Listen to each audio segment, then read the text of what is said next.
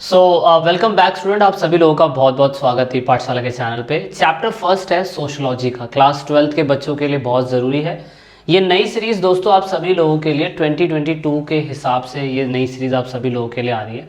11th से जो 12th class में अभी बच्चे पास हुए हैं, इससे चैप्टर के रिगार्डिंग में हमने पहला पार्ट पहले से अपलोड करा हुआ है। चैप्टर का नाम है स्ट्रक्चरल चेंज, संरचनात्मक बदलाव। चैप्टर फर्स्ट है।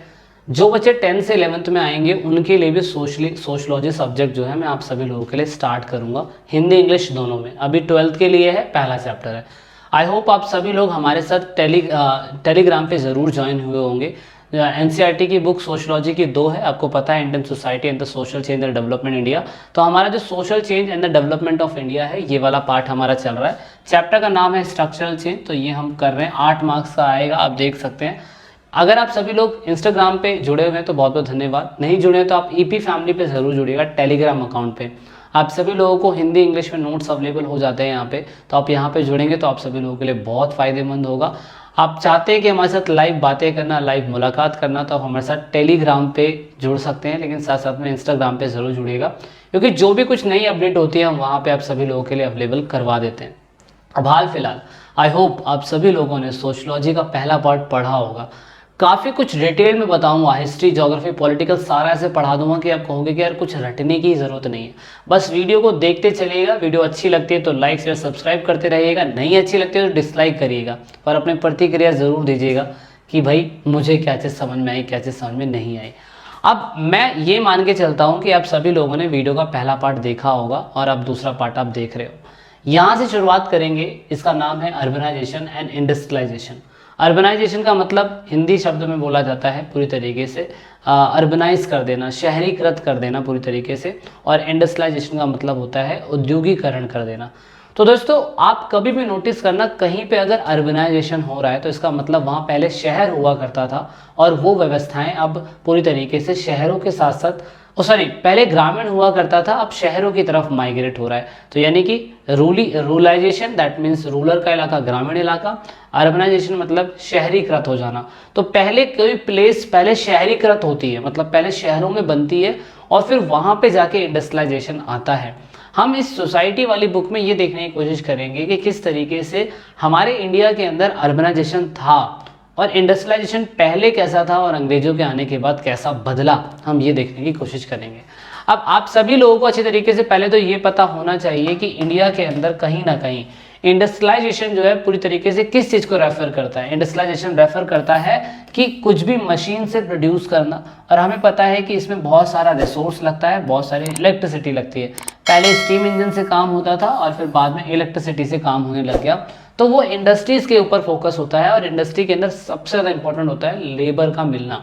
लेबर सस्ती मिल जाए तो बहुत ही बढ़िया है, रॉ मटेरियल पास में मिल जाए तो भी बहुत बढ़िया है। ये आपने ज्योग्राफी में काफ़ी अच्छी तरीके से पढ़ा होगा। अब क्योंकि हम सोसाइटी पढ़ रहे हैं, सोसाइटी के लेवल पे हम सोचने की कोशिश करेंगे। हमें इतना पता है कि जो आपका सबसे पहले इंडस्ट्रीज़ का ग्रोथ अगर कहीं पे हुआ था तो सबसे पहले इंडस्ट्रीज़ का ग्रोथ हुआ था आपका मानचेस्टर में। मानचेस्टर दोस्तों कहाँ पे है? लंदन में। तो मानचेस्टर आप देख सकते हैं, लंदन यानी कि इंग्लैंड में। यहाँ पे कॉटन को रॉ मटेरियल के थ्रू, मतलब कच्चा कॉटन हमारी कंट्री से लेके जाते थे और वहाँ लंदन में फैक्ट्रियाँ होती थी, मानचेस्टर में फैक्ट्रियाँ होती थी। वहाँ से फिर ये कपड़ा बना दिया करते थे और कपड़ा बनाने के बाद दूसरी कंट्री को बेच दिया करते थे, यानी कि इनका डबल मुनाफा। तो यहाँ पे मैं कह सकता हूँ कुछ ऐसा सिनेरियो आपको दिखाई देगा। यहाँ से लेके जाते थे कॉटन और फाइनली यहाँ पे कॉटन बनाते थे, फिर बाद में दूसरी कंट्रियों को बेच दिया करते थे। तो इससे औद्योगिक शहर अगर हम बात करें तो सबसे पहले हमें ब्रिटेन में देखने को मिलता है औद्योगिक शहर। तो ये आपने 11th क्लास में पढ़ा होगा। 1780 से लेके 1850 के बीच में पूरी तरीके से इंडस्ट्रियल रेवोल्यूशन हुआ था। फ्रेडरिक एंजल और जॉर्ज मार्शलेट ने इसके ऊपर काम किया था, बताया था कि इंडस्ट्रियल रेवोल्यूशन होता क्या है। पर हमें समझना मेन क्या है दोस्तों, हमें समझना ये है कि आखिर इंग्लैंड में ही सबसे पहले अर्बनाइजेशन क्यों हुआ, इंग्लैंड में ही सबसे पहले इंडस्ट्रियलाइजेशन क्यों हुआ। क्या उस टाइम पीरियड में भारत में कुछ नहीं था, या क्या भारत में उससे पहले कुछ था या नहीं था, हम वो भी समझेंगे। लेकिन दोस्तों हमें पता है कि इंग्लैंड में सबसे पहले अगर क्या कहते हैं इंडस्ट्रियलाइजेशन इतना अच्छी तरीके से हुआ तो कारण वहाँ पे लॉ अच्छा है, एक ही लॉ है, एक ही राजा की चलती थी, करेंसी एक ही थी। हमारे जैसे इंडिया के अंदर मराठा कोई कुछ कह रहा है और साउथ का राजा कोई कुछ कह रहा है, कोई टेम्पल बनाने में फोकस कर रहा है, कोई किसी चीज़ पे फोकस कर रहा है। दूसरा, यहाँ पे शेयर मार्केट एक थी, यानी कि 3-4 कंट्री आपस में मिलकर ही व्यापार करती थी। हमारे इसमें नहीं है कि कोस्टल लाइन का पता ही नहीं है, नॉर्थ का पता ही नहीं है, सब हवा में चल रहा है, ऐसा नहीं था। इन लोगों ने बहुत ही सोच समझ के काम करने की शुरुआत करी। तो इसी वजह से कहा जाता है कि इंडस्ट्रियल रेवोल्यूशन होने की वजह से लंदन में बहुत तेजी से ग्रोथ हुआ और वहाँ पे पूरी एक कंट्री एक हब मार्केट बन गई। पैसा आता रहा, इसलिए फिर बाद में बैंक बनाए गए और बैंक ये वही बैंक थे जो हमारे इंडिया के अंदर ईस्ट इंडिया कंपनी को सपोर्ट करती थी, पैसे देती थी, कहती थी जाओ इंडिया के अंदर लोगों को गुलाम बनाओ, हम आपको पैसा देने के लिए तैयार हैं। तो ये वही बड़े बड़े बिजनेसमैन थे जो ईस्ट इंडिया कंपनी के अंदर अपने शेयर होल्डर्स थे, वो पैसा देते थे और ये लोग हमारी कंट्री के अंदर आए और हमें लूट के चले गए। तो ये बैंक बहुत तेजी से क्रिएट हुए। 1820 तक तो आप देख सकते हैं कि 600 बैंक क्रिएट हो चुके थे, लोन देने की व्यवस्था यहाँ पे आ चुकी थी। तो इस तरीके से लंदन के अंदर इंडस्ट्रियल रेवोल्यूशन हुआ, एम्प्लॉयमेंट जनरेट हुआ, बैंक बने, इसलिए लोग अपना जहाज वहाज लेके हमारी कंट्री के अंदर आए और हमें अटैक करके हमें गुलाम बना दिया। लेकिन आपको क्या लगता है कि उस टाइम पीरियड के अंदर इंडिया में कुछ नहीं था दोस्तों? इंडिया में था। इंडिया में सूरत गुजरात में, मसूलीपट्टनम तमिलनाडु में, ढाका गुजरात में, सॉरी ढाका बांग्लादेश के अंदर, बांग्लादेश ही हमारा, तंजवीर साउथ के अंदर, ऐसी जगह थी जहाँ पे राजाओं का शासन चलता था। लेकिन दोस्तों उन्होंने बाद में अपनी शक्तियाँ खो दी। अपनी शक्तियाँ क्यों खो दी? क्योंकि अंग्रेजों का टाइम पीरियड आ चुका था और इन लोगों ने भारत को ओवरटेक कर लिया था और जब वो इलाका राजाओं के हाथों से छिन गया तो फाइनली फिर हमें समझ में ये आता है कि इन लोगों ने कहीं ना कहीं फिर धीरे धीरे करके व्यवस्थाएं जो थी वो अपने हाथ में ले ली। तो फिर हमें ये समस्या देखने को मिली और उसके बाद फिर हम देखते हैं आगे। अब आप देखेंगे कि यहाँ पे उस टाइम पीरियड के अंदर पूरी तरीके से where there were no industry population increase and the people from rural area to migrate urban area. अब क्योंकि हमें पता था कि उस टाइम पीरियड पे जब राजाओं का शासन उस टाइम पीरियड पे ख़त्म हो गया तो कहीं ना कहीं अब राजा के जो अंडर में आर्टिशंस थे, जो मजदूर थे, डांसर, सिंगर, ऑफकोर्स इनकी इंपॉर्टेंस को खो दिया गया। अब ये बेचारी वर्किंग क्लास बन गई और इनको दूसरा ऑल्टरनेटिव काम जो था वो करना पड़ा और इसी वजह से ये लोग फिर गाँव से निकल के शहरों की तरफ माइग्रेट करने लग गए थे।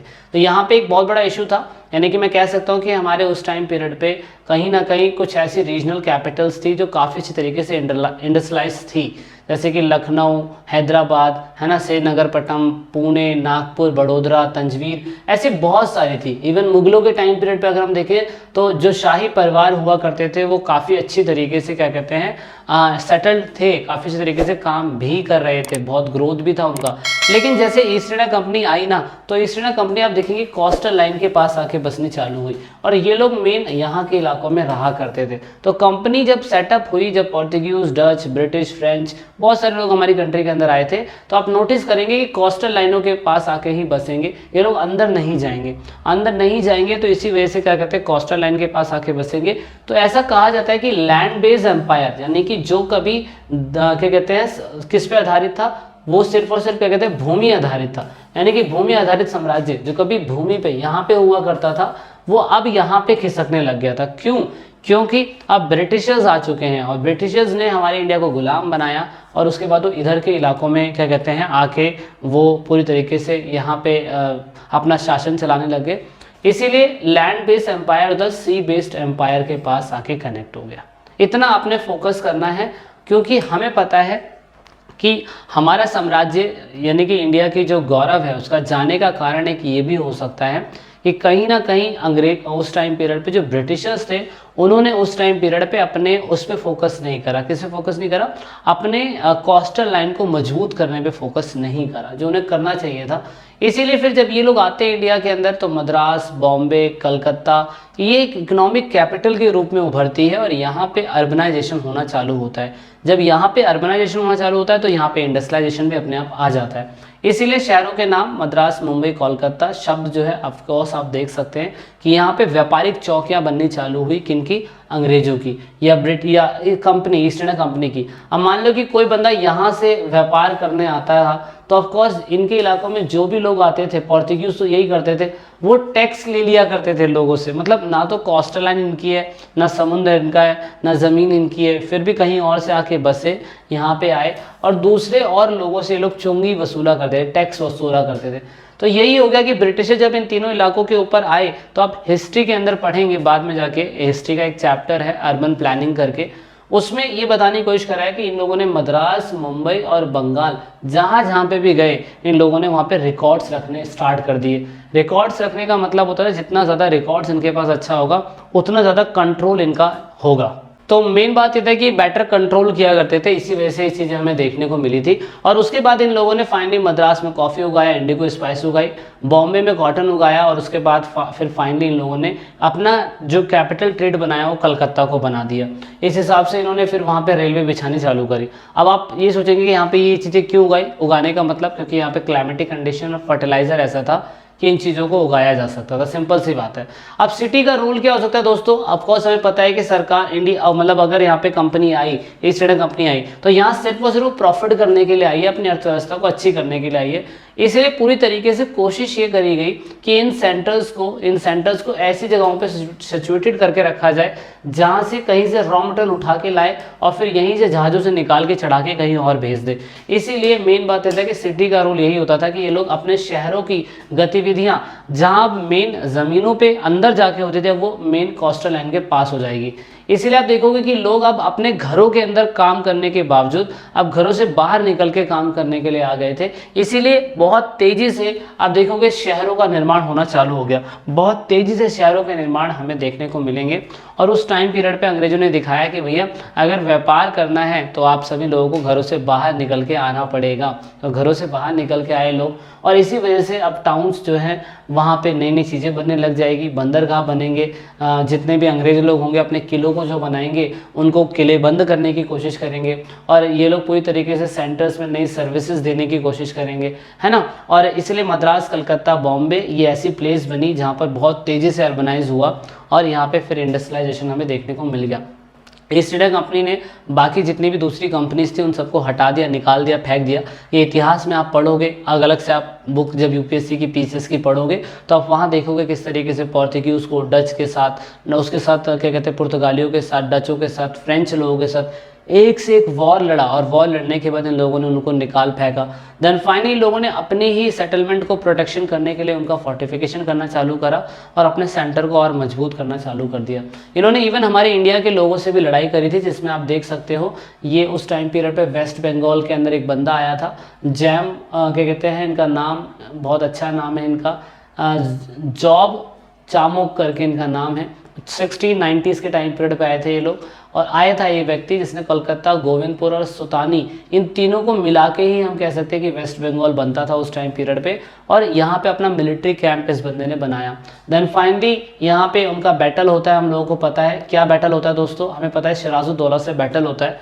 1956 में नवाब जो था उससे लड़ाई होती है, लेकिन 1957 के अंदर बैटल ऑफ प्लासी के बाद फाइनली बंगाल जो है कैप्चर कर लिया जाता है। कैप्चर करने के बाद ऑफ कोर्स यहाँ पे फोर्ट विलियम अपना फोर्ट बनाते हैं, फोर्ट विलियम कलकत्ता पे। आप देख सकते हो लॉर्ड वेजले ने ये पूरा का पूरा बनाया था। आप देख सकते हो ये गवर्नमेंट हाउस बनाया गया था। ये बड़ी बड़ी इमारतें ये दिखाने की कोशिश करते हैं कि उस टाइम पीरियड के अंदर किस तरीके से अंग्रेज लोग अपना आर्किटेक्चर देते थे। वो देखो ये भाग अलग है, ये भाग अलग है। यहाँ पे पूरा मैदानी इलाका खुला छोड़ा जाता था।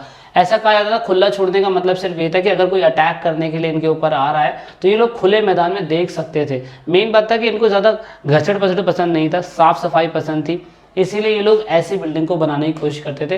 तो यहाँ पे आप देख सकते हो कि इनका आर्किटेक्चर जो था ना, थोड़ा बहुत इन्होंने अपना इफेक्ट दिया और थोड़ा बहुत हमारा इफेक्ट रखा इन लोगों ने। तो आप देख सकते हो यहाँ पे वेजले जो था, इन्होंने सबसे पहले यहाँ पे इसको बनाया और बाद में वेजले ने, जब ये गवर्नर जनरल भारत का था उस टाइम पीरियड पे, तो इसने इसी गवर्नमेंट हाउस की मेंटेनेंस करने के लिए नए नए तरीके निकाले। जैसे नए तरीके, इसने लॉटरी कमेटी बनाई 1817 के अंदर, ये आप पढ़ेंगे हिस्ट्री के अंदर। और ये सारा का सारा मैपिंग सिस्टम इन लोगों ने करा, जबकि पहले कभी ऐसा नहीं होता था। क्योंकि मेन मकसद ये था कि जितना ज़्यादा चीज़ों का इनके पास नॉलेज होगा, जितना ज़्यादा इन लोगों के पास पता होगा कि कैसे होगा वो कैसे होगा, ये उतनी ज़्यादा अच्छी तरीके से इसको क्या कहते हैं प्लान करेंगे, उतनी ज़्यादा अच्छी तरीके से हम लोगों को गुलाम बना पाएंगे। तो उस टाइम पीरियड पे क्लास 12 की हिस्ट्री में आप देखेंगे कि इसके ऊपर अलग से ही मैंने पार्ट कराया हुआ है कि कैसे मद्रास, कलकत्ता, बॉम्बे इन लोगों ने डेवलप करने की शुरुआत करी थी। हिस्ट्री में आप आगे जाके पढ़ेंगे, लेकिन सोशलॉजी में आप जितना पढ़ सकते हैं सिर्फ उतना ही पढ़ी, ज़्यादा आपको PhD तो करनी नहीं है ना, इसीलिए। तो दोस्तों अभी के लिए इतना बहुत है इस चैप्टर में, और चैप्टर में कह रहा हूँ इस पार्ट में, इसके पार्ट आते रहेंगे। अभी चैप्टर बचा हुआ है, बहुत लंबा चैप्टर है, पर हम बेसिक और अच्छी चीज़ें समझने की कोशिश करेंगे। ईपी फैमिली टेलीग्राम पे ज़रूर जुड़ेगा। वीडियो का डिस्क्रिप्शन में लिंक भी होगा इस वीडियो के डिस्क्रिप्शन में, जहाँ पे आपको पीडीएफ फाइल मिल जाती है हिंदी इंग्लिश दोनों में। जब तक के लिए जय हिंद, जय भारत, वंदे मातरम, भारत माता की जय।